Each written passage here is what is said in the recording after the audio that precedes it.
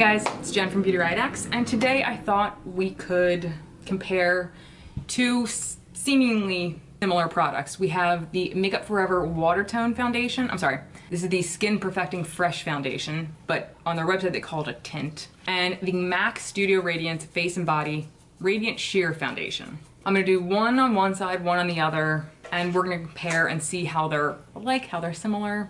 But first, I'll read you a few things about each product. Okay, the MAC retails for $35. I have it in the shade, I have two shades. I have N3 and C1. Yeah, I think the N3 is probably my best option. The C1's a little too light. Long beloved on the red carpets and runways around the world, a fan favorite foundation promises to reveal and never conceal the real you with a sheer, radiant, my skin but better finish. Sheer buildable veil of coverage, a natural radiant glow, delivers refreshing instant hydration with an ultra light waterproof formula. All day comfort and wear.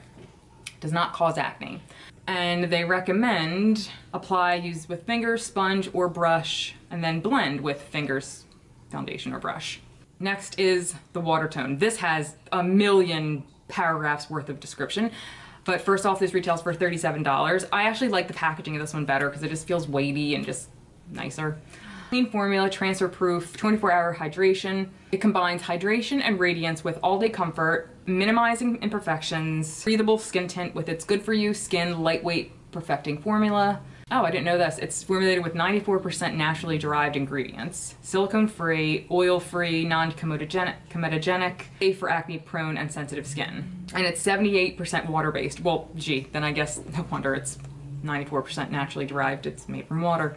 Medium buildable coverage, gives a light natural texture with long-lasting abilities. It recommends using a sponge or fingers, and then it says with a brush. Okay, it just tells you how it recommends it to put it on with a brush, but I'm gonna be using a sponge for both. So first off, I'm gonna tell you the consistency difference.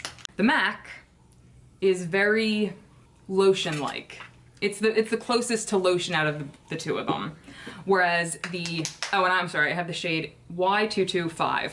As far as I'm concerned, Makeup Forever colors are just such a bitch to match, especially online. I mean, most things are a bitch to match online, but. So this one has a slightly gelatinous texture, the Makeup Forever. It's a little bit like foamy, if that makes sense. I'm not really sure how else to describe it, but MAC feels really lotiony. This one feels liquidy, but also foamy. I don't know how else to describe it besides saying it that way. Let's just put it on my face and we'll compare, see the difference, blah, blah, blah. I don't think the MAC claimed that it would build. Now I've used this one once and I've used the Makeup Forever probably like 3 times so far. All right, so I think we're just gonna start with the MAC. I'm gonna do that on my left side. And again, I'm not going into this thinking, ooh, this is gonna give me amazing coverage. I already know neither will, but I still wanna see them side by side. That's something that I haven't actually done with either of them.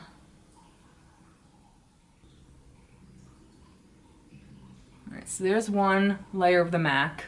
I do notice it did take away a little bit of my redness right here, and it did give me like a nice little shiny gleam to my skin. I wonder how it would actually do if I just used my finger.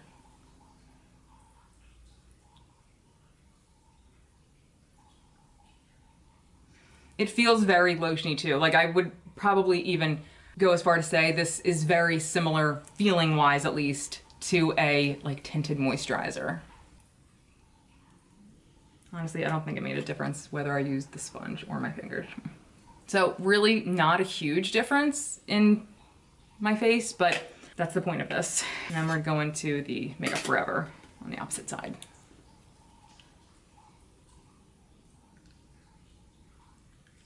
I figured they were a good comparison because, I mean, they have similar kind of claims and they're close in price, so. I mean, obviously right off the bat, the shade is a bit, the Makeup Forever shade is a little bit more neutral and a little bit lighter than the MAC. Does the MAC have, do either of them have SPF? I don't think so. I'll zoom you in and you can see. So the Makeup Forever definitely, I feel like covered more, if I'm seeing that right. And like I said, the MAC, it did do something, but not too much. So, you know, we're just gonna keep going and I'm gonna do like a few cream products just to see how everything lays on everything, and then again we can go from there. But this is the difference, at least coverage wise. You get a little bit more coverage on this with the Makeup Forever, and I can attest to it builds up to like between light and medium. Like I definitely wouldn't say it builds up a ton, but I can't say about this one. Let me try actually. I'm gonna try, you know what, maybe what I'll do is I'll mix my two shades. I have C1 and N3, maybe I'll mix both. This side I just did N3. Maybe I'll add a little bit of the C1, maybe lighten it a little bit just so it matches the side a tiny bit more. And again, it didn't say anything that it was like buildable, but I'm just gonna take matters into my own hands.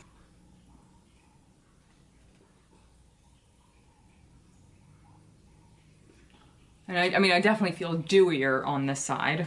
All right, so I still feel like you get more coverage, even just with the one layer on this side. But let's go on and we'll do, I'm just gonna do like some light contouring and then light cream blush.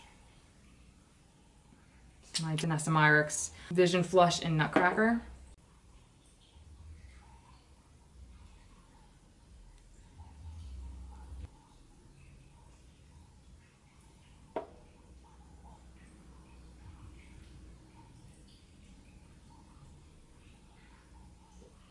So interesting. So because this is a more emollient, I guess, skin tint thing, I could actually tell a difference in how I applied on each side. Like this side was a little bit harder, like it felt a little bit drier on this side, a little harder to blend. And even now, like I can see like it kind of settled.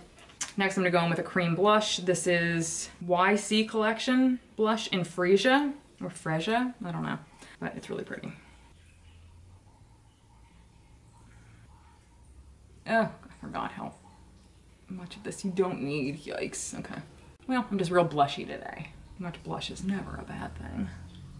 All right, and you know what? I even like how my under eyes look, like on both sides, honestly. It's a little bit of criddling into my fine lines, but I've yet to find anything that doesn't do that. So I am actually going to set it just because that's what I would normally do. So that's what I'm going to do. So I'm gonna take one of my most translucent powders, and this is all I use when I set my makeup because I don't like oversetting it or using too much powder because then I look dry and cakey and it's really unpleasant. That's what actually drives me nuts in the summer with wearing makeup. It wouldn't even matter if we were in a pandemic or anything. I'm just not a huge makeup wearer in the summer, which is unfortunately also one of the reasons I don't film that much, because as much as I buy makeup, I don't wear it as much in the summer. I just hate the feeling of being sticky and I don't know. Anybody else uncomfortable, hot and wearing makeup? It can't just be me. This did definitely take the sheen down a bit, but it didn't add color, it didn't add coverage, it just set everything, which is, again, what I want. And honestly, I don't want to look dewy straight out the gate because then I'm just gonna look greasier throughout the day. And this is MAC's Fresh Brew Lustre lipstick. This is what like a no makeup face would usually look like for me. Here's the MAC side. Honestly, they don't look crazy different after I've done everything. Even the shades are now kind of a little more on par with each other. And like I said, I have used the Watertone slightly more than the MAC, because the MAC I only just tried once to see how the color was and everything. But the Watertone is usually like what I wore for my last two like no makeup days when I did want to wear something. So I mean, I don't know, what do you think? Do you think there's a difference? I don't know about you though. Pricing for these kind of things bothers me because it's like, I don't know, if there's not really much coverage, what are we paying for?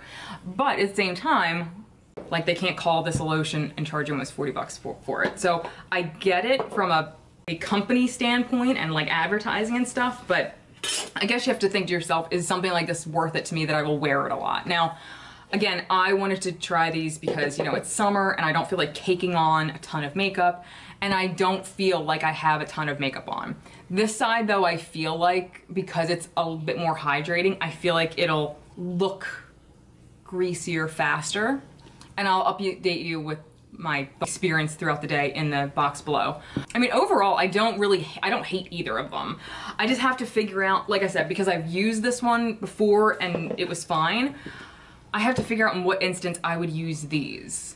because they're very hydrating, like should I save it for like fall? But then, I mean, I highly think, yeah, this is good for 2 years actually. I have to open it, so that's good to know.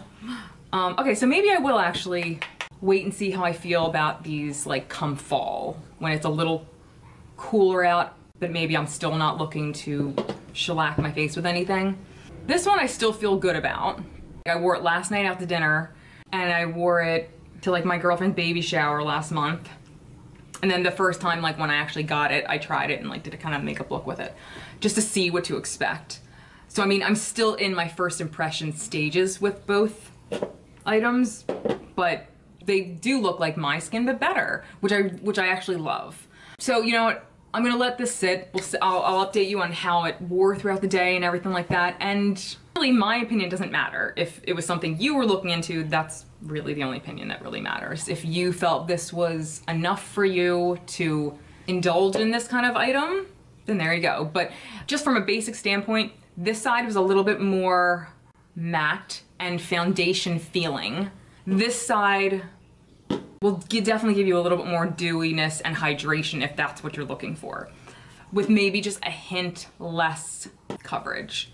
But if you have really great skin, you just want to enhance it somehow, then this might be your go-to. So yeah, that was it. Let me know if you've tried either. What did you think about them? Did you think they were great? Did you think they weren't? Let me know in the comments below. And until next time, I'll see you guys later. Bye.